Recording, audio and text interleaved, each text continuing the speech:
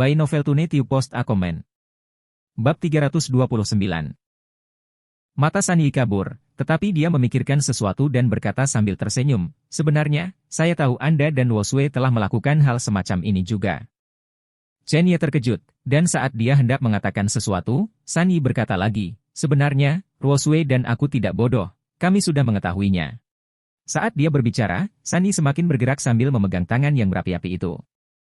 Saya ingin tahu, Wosue dan saya, Anda lebih suka bersama siapa dalam hal ini? Sanyi memandang Chen Ye dengan ekspresi menawan, dan ketika dia menemukan bahwa Chen Ye ragu-ragu, dia tersenyum dan berkata, aku bercanda, sebenarnya, pertanyaan ini sangat sederhana. Aku akan tahu kapan aku meyakinkan Wosue untuk melakukannya. Coba bersama. Saya tidak tahu apakah Anda dapat menanggungnya, hehe. Chen Ye tahu bahwa Sanyi sangat terbuka, tetapi dia tidak berharap Sanyi terbuka untuk 3 orang. Sanyi merasa tubuhnya telah bereaksi, dan memeluk Chen Ye langsung ke tempat tidur. Sebelum rok barat dilepas, dia cemberut pantatnya yang montok dan memasukkan barang-barang terpenting Chen Ye ke dalamnya, dan perang tabrakan dimulai. Musim semi rumah penuh. Keesokan paginya, Bandara Internasional Jiangnan. Sanyi dan Xia Wosue mengantar Chen Ye ke bandara, dan setelah menjelaskan, Chen Ye naik ke penerbangan KN 5956. Kali ini, dia tidak membawa raksasa dan Ye Lingtian bersamanya, keduanya tinggal sementara di Provinsi Jiangnan untuk melindungi Xia Wosue dan Sanyi. Dengan kekuatannya saat ini, tidak mungkin bagi yang kuat di dunia seni bela diri Tiongkok menjadi sulit baginya. Terlebih lagi, situasi di ibu kota sedang bergolak sekarang, dan sebagai gantinya 1 orang bebas. Chen Ye mengenakan topi berpuncak, ditarik ke bawah, menutupi sebagian besar wajahnya, memejamkan mata, dan bersiap untuk beristirahat. Ada 3 kursi berturut-turut di kelas pertama, yang dibagi secara luas. Chen Ye duduk di paling kanan di dekat jendela, dan di sebelah kirinya, tidak ada kecelakaan, itu harus menjadi ibu dan anak perempuan. Keduanya sesekali mengobrol dengan lembut, tampak sangat bersemangat. Sang ibu bermartabat, kaya atau mahal, dan putrinya berusia sekitar 18 atau 19 tahun. Dia memiliki mata yang indah, tetapi karena dia mengenakan topeng hitam untuk menutupi wajahnya, dia tidak bisa melihat penampilan spesifiknya, jadi dia harus tetap berada di perguruan tinggi. Diperkirakan dia datang ke Provinsi Jiangnan untuk pariwisata dari ibu kota, dan kali ini dia kembali ke Beijing. Melihat bahwa pesawat belum lepas landas, gadis itu menatap Chen Ye dengan penuh minat. Dia memperhatikan Chen Ye sejak dia naik pesawat. Pria ini tidak memiliki apa-apa dengannya, dia tidak mengatakan sepatah kata pun, dan dia tidak tahu mengapa selalu ada rasa misteri. Lagi pula, dia dianggap sebagai gadis sekolah di sekolah. Meskipun dia memakai topeng, pria ini bahkan tidak melihat dirinya sendiri. Itu terlalu berlebihan. Dia tidak bisa menahan rasa ingin tahunya dan berkata, halo, saya ingin bertanya, apakah Anda dari Jiangnan? Chen Ye membuka matanya, melirik gadis itu, dan tidak mengatakan apa-apa. Agak dingin. Memikirkan sesuatu, gadis itu dengan cepat melepas topengnya, menunjukkan senyum manis, dan mengulurkan tangannya, maaf, saya flu akhir-akhir ini, jadi saya memakai topeng. Nama saya Du Yunyan, mari mengenalmu. Chen Ye tidak mengulurkan tangannya, matanya masih tertutup, seolah-olah dia sedang tidur. Du Yunyan mengerutkan hidungnya dan tampak sedikit marah. Pada saat ini, ibunya berkata, Yunyan, jangan ganggu istirahat orang lain, hatimu akan lebih baik, dan kamu akan kembali ke sekolah lusa. Du Yunyan memelototi Chen Ye dan berkata kepada ibunya, oh, aku hanya punya beberapa hari libur, dan aku akan kembali ke universitas normal lagi. Anak laki-laki di universitas itu sangat membosankan. Mendengar kata-kata universitas normal, Chen Ye, yang telah menutup matanya, tiba-tiba terbuka. Universitas normal Jingcheng. Dia membuka mulutnya dengan rasa ingin tahu. Du Yunyan tertegun sejenak, Mei Emoyu melirik Chen Ye, dan berkata, kamu akhirnya selamat. Yunyan, jangan kasar, kata wanita muda di paling kiri, dan segera meminta maaf kepada Chen Ye, aku benar-benar minta maaf, putriku relatif lurus. Chen Ye menggelengkan kepalanya, tidak apa-apa. Matanya tertuju pada Du Yunyan. Setelah tiba di ibu kota, dia membutuhkan seseorang untuk memimpin. Akan lebih baik jika ada seseorang di Universitas Normal Beijing. Setidaknya dia bisa melihat visi pembukaan penjara hantu sesegera mungkin. Kenapa, bukankah kamu juga mahasiswa Universitas Normal Beijing? Nada bicara Du Yunyan sedikit dingin, bahkan sedikit bermusuhan. Jelas, dia mengambil sikap Chen Ye sekarang di dalam hatinya. Chen Ye menjelaskan, saya tinggal di dekat Universitas Normal Beijing. Hantu percaya padamu, lokasi Universitas Normal Beijing sangat terpencil. Tidak ada komunitas di dekatnya. Di mana kamu tinggal? Ini adalah distrik baru yang direncanakan oleh ibu kota. Kebohonganmu terlalu palsu. Setelah Du Yunyan selesai berbicara, dia memalingkan wajahnya. Menurutnya, Chen Ye hanya menyesal melihat kecantikannya dan ingin naik ke atasnya. Dia telah melihat banyak pria seperti ini yang ingin memiliki seorang mahasiswi di luar. Bahkan di sekolah, banyak teman sekelasnya diurus oleh pengusaha kaya di luar.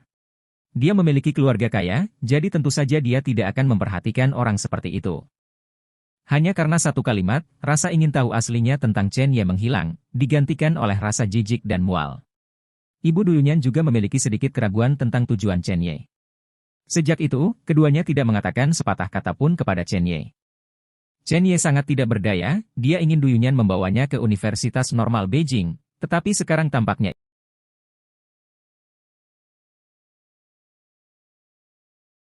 itu tidak mungkin. Lupakan saja, Anda bisa bermain ketika saatnya tiba. Setelah itu, Chen Ye terus menutup matanya dan beristirahat. Tapi setelah 10 menit, dia merasakan gerakan di telinganya. Itu adalah suara napas yang berat. Pada saat yang sama, ada juga suara gemerisik di telinganya. Chen Ye membuka matanya, melirik, dan menemukan bahwa Du Yunyan, yang berada di sampingnya, telah menumpahkan seluruh isi tas, terlihat sangat panik. Dia membalik-balik berbagai hal dengan panik, tetapi semakin dia membalik, semakin pucat wajahnya. Dalam mulutnya, dia berkata, bagaimana mungkin, itu masih ada di pagi hari. Kenapa hilang? Apakah itu akan mendarat di hotel? Sialan! Keluar, cepat keluar! Dia tidak peduli tentang apapun, melirik wajahnya yang sangat jelek, meraih ibunya yang hampir tidak bisa bernapas dengan satu tangan, dan buru-buru memanggil pramugari, tolong, bantu ibuku. Pramugari menyadari ada sesuatu yang salah dan buru-buru memanggil dokter di pesawat. Setelah beberapa saat, seorang dokter datang dan memeriksa kondisi fisik wanita muda itu. Wajahnya sedikit salah. Dia bertanya kepada Du Yunyan, apa penyakit ibumu? Du Yunyan sangat panik, dan buru-buru berkata, dokter, tolong bantu ibu saya memiliki anestesi Hodley, dan dia telah bergantung pada obat selama bertahun-tahun. Saya tidak tahu mengapa obat itu tidak ada di tubuhnya. Hari ini, saya mohon, Anda harus membantu ibu saya. Wajah dokter itu sangat berubah ketika dia mendengar anestesi Hodley. Dia memelototi Du Yunyan dan menegur, mengapa kamu harus membawa ibumu keluar untuk penyakit yang begitu serius, dan tidakkah kamu tahu bahwa penyakit ini harus dipertahankan dengan obat-obatan, bagaimana kamu bisa kehilangan obatnya? Saya juga tidak tahu. Segera, dokter buru-buru menginstruksikan pramugari, dan berkata dengan nada yang sangat serius, cepat dan beritahu kapten untuk mempersiapkan pendaratan darurat di kota terdekat. Kalau tidak, Daluo Jinxian tidak akan bisa menyelamatkannya. Saat pramugari hendak berlari menuju taksi, sebuah suara samar terdengar. Tidak perlu melakukan pendaratan paksa, aku bisa membantu. Begitu kata-kata ini keluar, pasang mata yang tak terhitung jumlahnya beralih ke pria muda yang berbicara. Ekspresi Du Yunyan sangat aneh. Dia tahu lebih baik dari siapapun betapa mengerikannya anemia Hodley.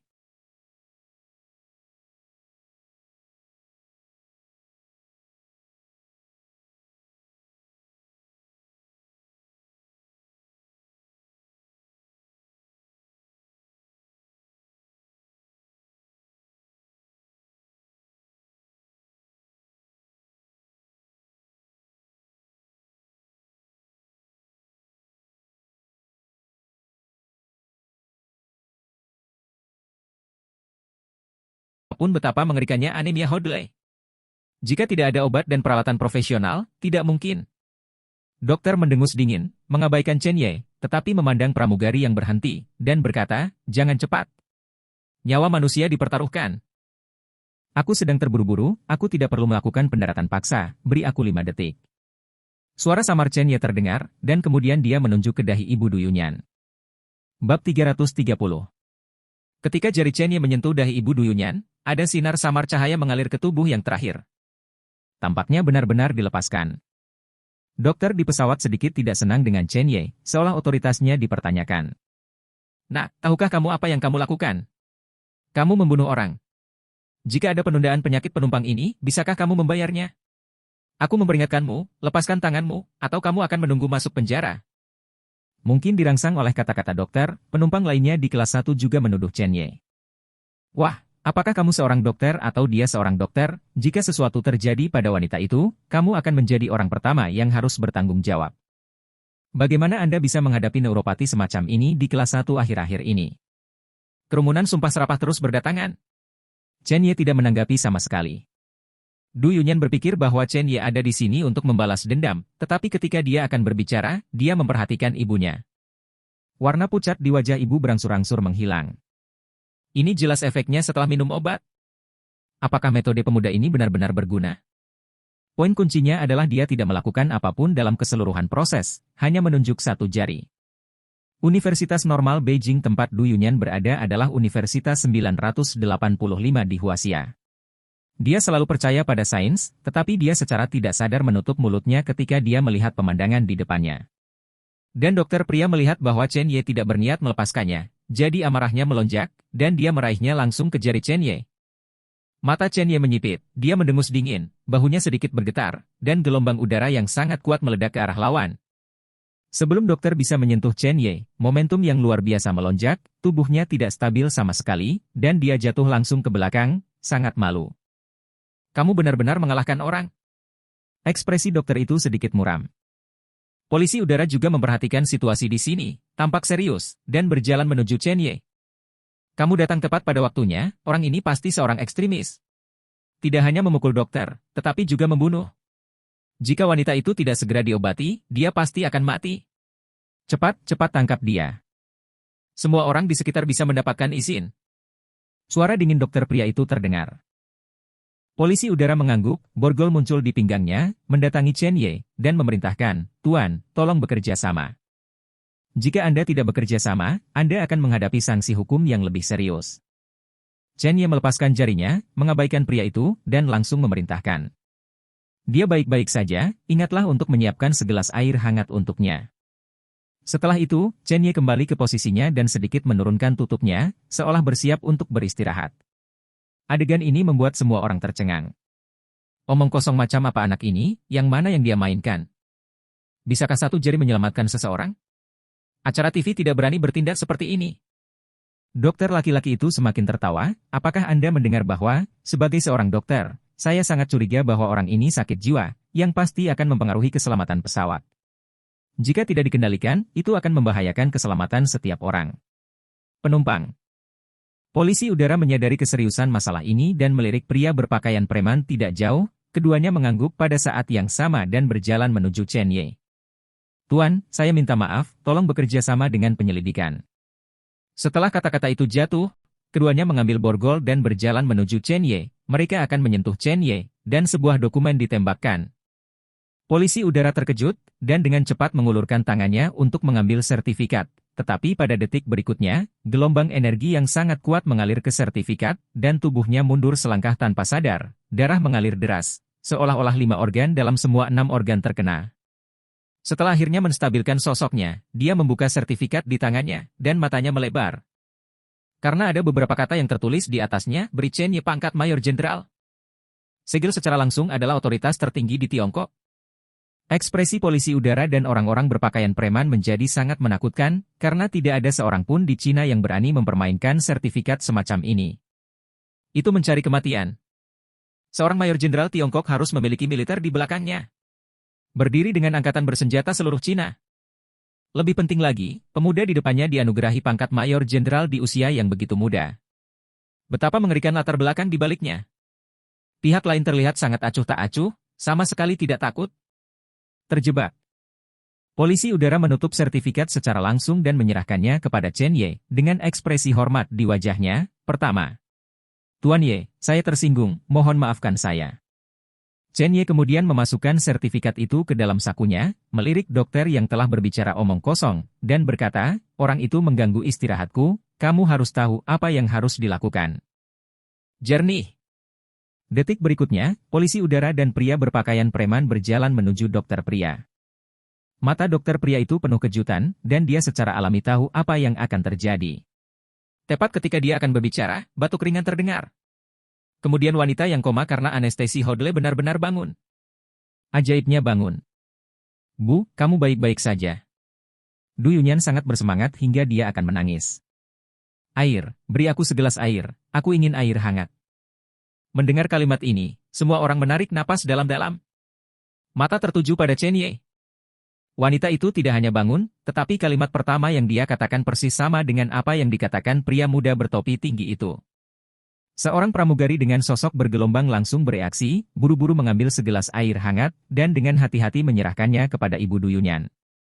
Setelah minum secangkir air hangat, Ibu Duyunyan benar-benar pulih, dan kemudian Mei Emyu menatap Chen Ye untuk pertama kalinya.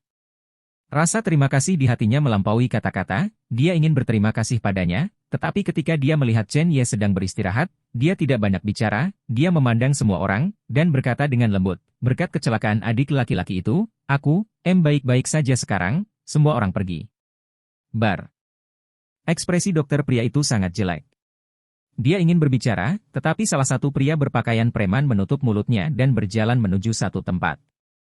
Dari sudut pandang profesional, mereka tidak boleh melakukan ini, tetapi di depan Mayor Jenderal Huaxia, perintah militer tidak dapat dilanggar. Badai benar-benar reda. Sebelum pesawat mendarat, mata yang tak terhitung jumlahnya di kabin kelas 1 menatap Chen Ye. Orang yang bisa terbang di kelas 1 secara alami tidak rendah, dan mereka pandai mengendalikan kontak. Tahu untuk memaksimalkan nilai. Dan identitas Chen Ye jelas merupakan keberadaan yang paling terhormat di seluruh kabin kelas 1. Faktanya, mereka telah memperhatikan bahwa Chen Ye membagikan sertifikat, dan 2 petugas polisi yang kosong telah berubah warna. Banyak pengusaha ingin membagikan kartu nama kepada Chen Ye, tetapi Chen Ye tertidur sepanjang proses, dan mereka tidak memiliki kesempatan sama sekali. Setelah lebih dari 1 jam, pesawat akhirnya mendarat dan memasuki Bandara Internasional Ibu Kota Beijing. Ketika pesawat berhenti dengan mantap, Chen Ye akhirnya membuka matanya, berdiri, dan turun dari pesawat terlebih dahulu. Angka itu sangat menentukan. Dia telah lama memperhatikan bahwa mata di sekelilingnya telah melayang padanya. Dia tidak suka masalah, apalagi berurusan dengan apa yang disebut hubungan interpersonal ini. Yang pertama pergi tidak diragukan lagi adalah pilihan terbaik.